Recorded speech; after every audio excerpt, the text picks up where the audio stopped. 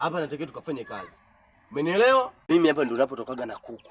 Sasa moja kwa moja hapa natakiwa tugawane majukumu, kila mmoja hapa ashike kuku. Sasa jamaa kitukamata hapa jamaa. Hata kukukamata vipi? Kama hutaki basi rudi. Sasa jamaa hizo mimi kazi siwezi mwanangu. Na mimi nifanye hizo kazi mimi siwezi bwana. Wewe blaza, njoo tufanye kazi. Sawa? Wewe mtoto wa kiume. Kama hutaki rudi nyumbani, mimi nitafute hela. Si unajua kijioni kwenyewe tunaishi maisha kuna nini?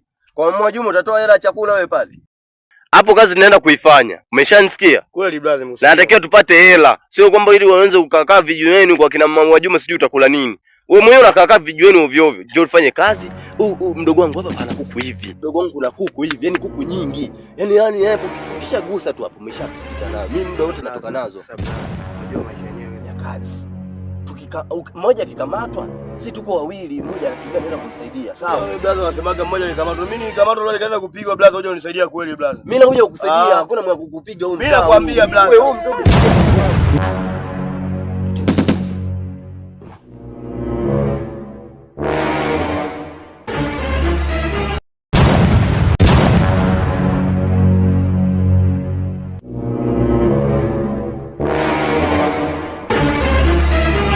Kasongo yeye Mombali nanga Kasongo mbona wewe Songa libala oh yeye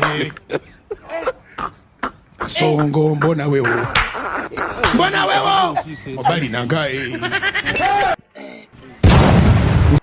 Hawa ndo wananimalizia.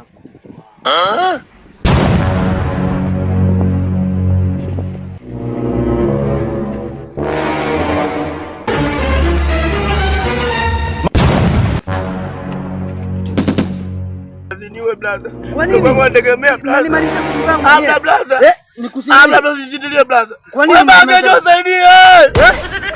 Kusaidie. Wewe baga. Sasa wewe leo lazima twende. Blaza. Blaza. Blaza.